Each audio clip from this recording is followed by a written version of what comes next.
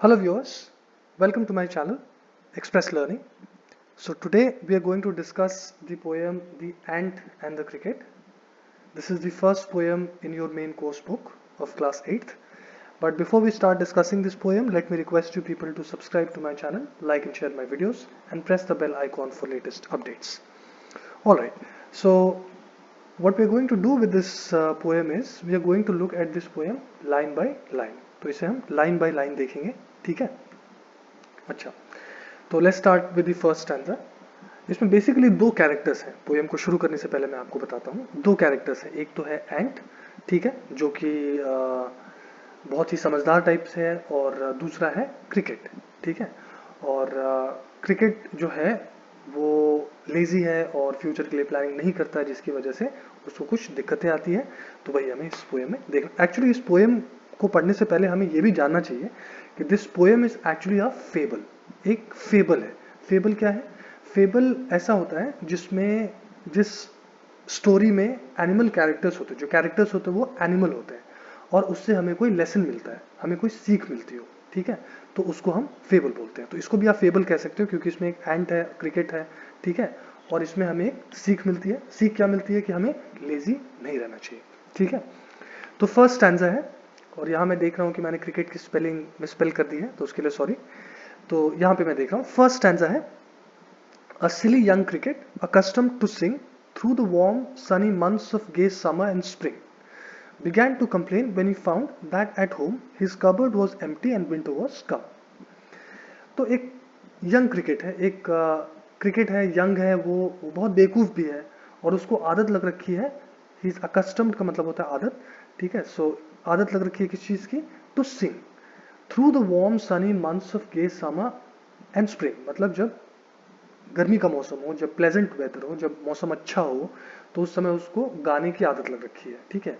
और ही began to complain, ठीक है, he began to complain when he found that at home his cupboard was empty and winter was come. तो वो complain करने लग गया, वो रोने गाने लग गया कि अरे भाई, सर्दी का टाइम आ गया और मेरा कबर्ड जो है उसमें तो खाली, उसमें तो कुछ है ही नहीं, खाने को कुछ है ही नहीं, अब मैं कैसे बिताऊंगा सर्दियों को। Not a crumb to be found on the snow covered ground, मतलब एक छोटा सा क्रम मतलब होता है बहुत छोटा टुकड़ा, ठीक है। तो एक छोटा सा टुकड़ा भी उसको नहीं मिल रहा है खाने को कुछ, ठीक है। On the snow covered ground, है ना, जो ग्राउंड है उस पर क्या है? चारों तरफ स्नो ही स्नो है, बर्फ ही बर्फ है, ठीक है। Not a flower could he see, not a leaf on tree, oh what will become says the cricket of me.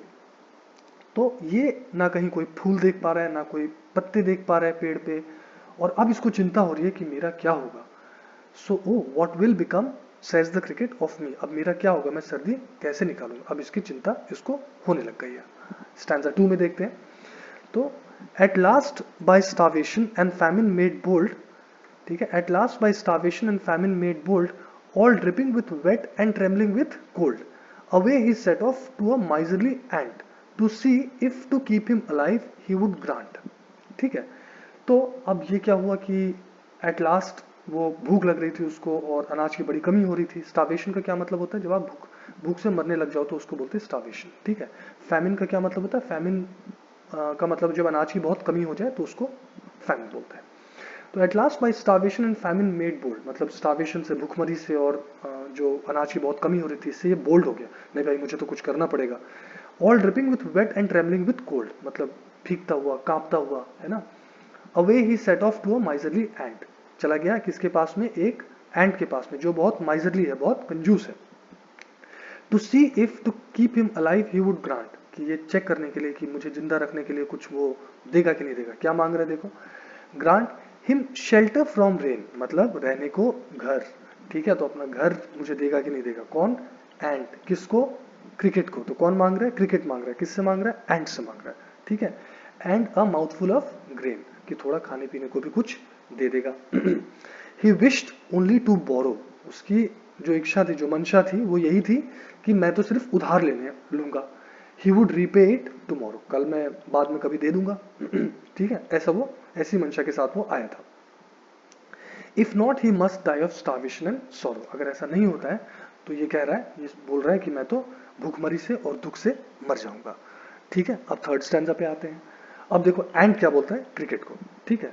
Says the ant to the cricket, ठीक है, एंट बोला क्रिकेट को, I am your servant and friend, मैं तो तुम्हारा नौकर हूँ, तुम्हारा दोस्त हूँ। मतलब कितना, मतलब एक तरह से बोलो बहुत मॉडेस्ट तरीके से, एकदम नीचे करके अपने आप को बोला, मैं तो तुम्हारा दोस्त हूँ, मैं तो तुम्हारा सर्वेंट हूँ, नौकर हूँ।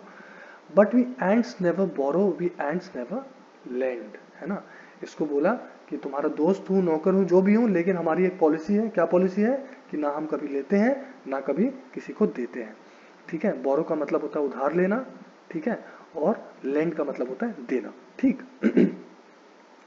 अब एक और मैं आपको बात बताता हूँ यहाँ पर, neither a borrower nor a lender be, ये लाइन एक शेक्सपियर ने अपने प्ले में यूज की थी। This is also a very popular line, जिसका मतलब सेम ही होता है, जिसका मतलब ये निकल करके आता है कि ना उधार लो ना किसी को कुछ दो, ठीक है। तो इसको इस पोएम में यूज किया गया है। मतलब ये लाइन तो आपकी पोएम में नहीं है, but this is only to make you understand, सिर्फ आपको समझाने के लिए मैंने बताया, ठीक है। अब ये बोलता है उसको, आगे क्या बोलता है, but tell me dear cricket did you lay nothing by, मतलब कुछ बचाया नहीं तुमने। ये कौन बोल रहा है? एंट बोल रहा है, किसको? क्रिकेट को। When the weather was warm, जब गर्मी का टाइम था, जब समर टाइम था, तो तुमने कुछ नहीं बचाया, ये क्वेश्चन था। क्वोथ द क्रिकेट, अब क्रिकेट बोलता है, क्वोथ का मतलब होता है सेड, ठीक है। तो क्वोथ द क्रिकेट नॉट आई, नहीं मैं तो नहीं बचाया, ये बोलता है। My heart was so light, इतना मेरा दिल खुश था, दिल हल्का था, that I सैंग day and night, है ना, कि सुबह से लेकर शाम तक दिन रात में गाना ही गाना गाया, ठीक है। For all nature looked gay, nature जो था, जो क्लाइमेट था, जो वेदर था, वो बहुत अच्छा लग रहा था, बड़ा प्यारा लग रहा था, तो मैं सिर्फ गाना गा रहा था, ठीक है। अब एंड बोला उसको, यू सैंग, यू सर, यू से, मतलब गाना गाया, ये कह रहे हो आप मुझे, ठीक है। तो go then says the ant and dance the winter away, तो अगर आप गर्मियों के टाइम में गाना गाए तो सर्दियों के टाइम में जाइए डांस कीजिए। अब एक क्वेश्चन यहाँ पे बनता है कि ये जो डांस वर्ड का यूज है, ये क्या सही वर्ड है, ये क्या अप्रोप्रिएट वर्ड है कि नहीं, क्या कोई दूसरा वर्ड यूज किया जा सकता था कि नहीं। आपको मैं बताता हूँ कि डांस वर्ड यहाँ पे बिल्कुल सही है, बहुत अच्छे से यूज किया हुआ है, क्योंकि आप देखोगे तो डांस जो है वो जनरली सिंगिंग के साथ में होता है। तो हम कई बार ऐसा होता है कि डांसिंग और सिंगिंग एक साथ में करते हैं, गाना गाते हैं और डांस करते हैं। और कई बार ऐसा होता है कि डांस गाना गाने के बाद में डांस करते हैं, तो दोनों बहुत साथ साथ चलते हैं। तो ये जो वर्ड यहाँ पे डांस है, ये बहुत सही यूज किया हुआ है, ठीक है। आगे हम आते हैं नेक्स्ट स्टैंजा पे। This is the fourth stanza, ये चौथा स्टैंजा है। और इसमें क्या कहा गया हमें, देखो, दस ending he hastily lifted the wicket, ठीक है। ही यहाँ पे कौन है? आपका एंट है। और ये बात बोल करके कि जाओ विंटर में अपना डांस करके विंटर निकालो, इसको बोला, ये विकेट उठा लिया, and out of the door turn the poor little cricket, और उसको निकाल दिया वहां से कि चलो यहाँ से बाहर, बाहर जाओ यहाँ से, ठीक है। उसको ही टर्न हिम आउट, मतलब एंट ने क्रिकेट को हेल्प नहीं किया, ठीक है। अब ये जो लास्ट टू लाइंस है, ये जो आप देख रहे हो, folks call this a fable, I will warrant it true, ये जो some crickets have 4 legs and some have 2, ये पोएट के लाइंस हैं, ठीक है ना। ये पोएट हमसे डायरेक्ट कम्युनिकेशन कर रहा है, सीधे सीधे पोएट हमसे बोल रहा है। वो क्या बोल रहा है? Folks call this a fable, मतलब लोग इसको फेबल बोलते हैं। फेबल मैंने आपको समझाया था क्या है, ठीक है। I will warrant it true, लेकिन मैं आपको बता रहा हूँ, ये पोएट हमसे बोल रहा है, मैं आपको बता रहा हूँ ये सच है। I will warrant it true, मेरी बात सुनो, ये सच है।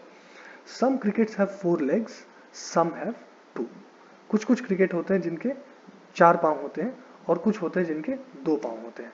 अब ये समझने की बात है कि ये किसकी तरफ इशारा है, किसके 2 पांव होते हैं? ह्यूमन बींग्स के। तो कुछ ह्यूमन बींग्स ऐसे होते हैं जो क्रिकेट की तरह लेजी होते हैं। तो ये हमें लेसन, एक तरह से सीख मिलती है इस चैप्टर से, कि हमें क्रिकेट की तरह लेजी नहीं होना चाहिए, ठीक है। तो यही हमें लास्ट लाइन में कहा गया है, some crickets have 4 legs, some have 2, तो कुछ क्रिकेट होते हैं जिनके 4 पांव होते हैं, जैसा आपने देखा। और सम हैव 2 मतलब इशारा है ह्यूमन बींग्स की तरफ, कि कुछ ह्यूमन बींग्स क्रिकेट की तरह लेजी होते हैं, है ना। तो ये आपका पोएम एंड होता है। एक बात आपको और बताता हूँ, इस पोएम में राइम स्कीम क्या है, ठीक है। राइम स्कीम इस पोएम की A A B B C C C है, ये फर्स्ट 3 स्टैंजाज में। इसका मतलब ये हुआ कि आप अगर फर्स्ट स्टैंजा में देखोगे तो आपको पहले 2 लाइंस, थर्ड और फोर्थ लाइन एक दूसरे से राइम करते हुए मिलेंगे। मतलब राइम करते हुए मिलेंगे मतलब जैसे ट्रू और टू, है ना, मतलब राइम मैचिंग टाइप से रहेंगे, ठीक है। तो फर्स्ट 2 लाइंस और थर्ड और फोर्थ लाइन, उसके बाद फिफ्थ, सिक्स्थ और सेवंथ लाइन एक दूसरे से राइम करेंगे। ये है कहानी फर्स्ट 3 स्टैंजास की, ठीक है।